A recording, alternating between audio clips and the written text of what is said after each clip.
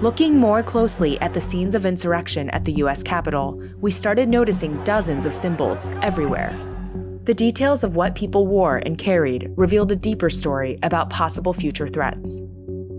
We combed through hours of footage and found evidence of a complex network of groups driven by conspiracy theories, white supremacy, and a Trump-infused brand of Christianity. We love you. You're very special.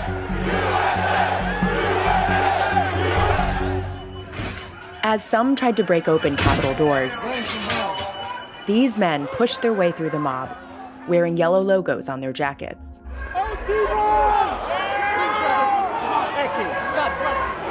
The Oath Keepers are one of the largest anti-government militia organizations in the U.S. today, and they claim to have tens of thousands of law enforcement officers and military veterans in their ranks. They vow to protect America from what they call the New World Order,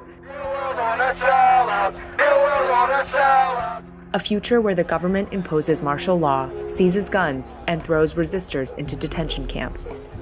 Their patches worn not on our watch. These men wear a Roman numeral 3. That's the emblem of the 3 percenters. The group promotes a myth that only 3% of American colonists fought to overthrow the British, and that they are the modern-day defenders of our Constitution. They deny being a militia on their website, but are often seen heavily armed. And then there's the Kraken. The legendary sea creature has become a rallying cry for people who believe there's a trove of evidence that will soon be released to expose massive voter fraud and other plots against Trump. Also hailing from imaginary lands is the green flag of Kekistan. It's a fictional country that started as an alt-right meme, an inside joke to mock the political correctness of liberals. But it has dark undertones, and it often flies at neo-Nazi gatherings. We don't see any racism. We all stand together. I'll stand with all y'all. Trump supporters and many of these groups often deny that they are racist, but the visual evidence on display at the Capitol said otherwise.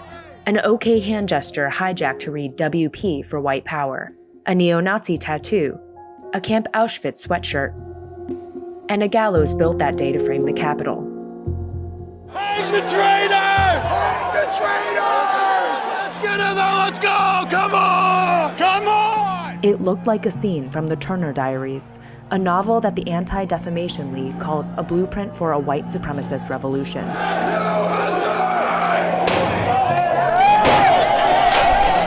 In the story, the heroes slaughter race traitors like journalists and politicians on what is called the Day of the Rope. Every single in there is a traitor. Every single one. String them up! The only one stands up for us is Donald Trump. That's right. They're all crooked. We should get rid of all of them. This is our chance.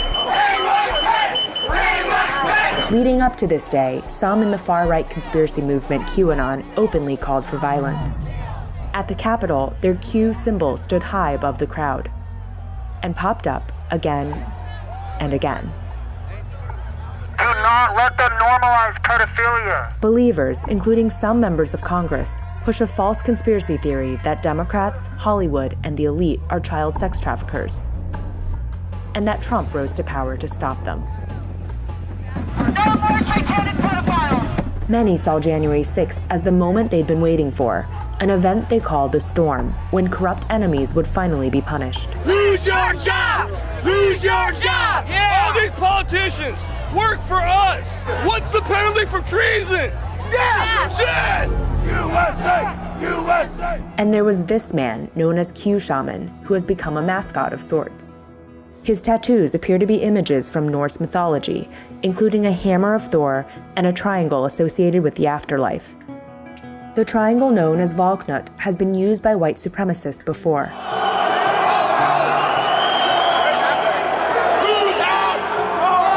And then there was the so-called zip tie guy, photographed here in the Senate chamber. One of his American flag patches had a rifle, the other the Marvel comic book character, the Punisher.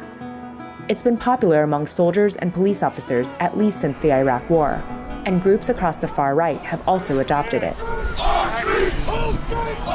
Proud Boys. The Proud Boys marched outside with orange armbands and megaphones after their leader said they'd show up in record numbers.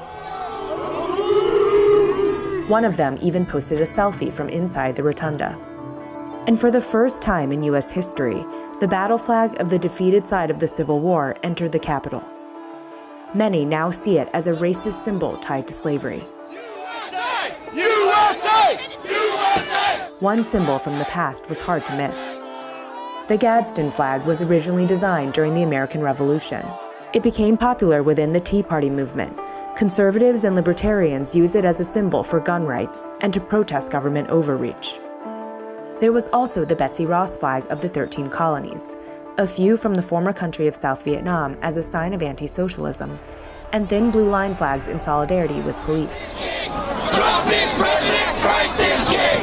And with so many religious references, it was sometimes unclear whether they represented any organized group. This Armor of God patch refers to a biblical verse that describes spiritual warfare against rulers, authorities, and the forces of evil. The tens of thousands of people who showed up were motivated by different causes. Most did not enter the Capitol, and some may not even understand the full meaning behind the symbols they carried. But one core belief seemed to unite them all. Stop the steal! Stop the steal! The completely false idea that Trump actually won the election, despite all the evidence that the opposite is true. We had an election that was stolen from us. Everyone go this way!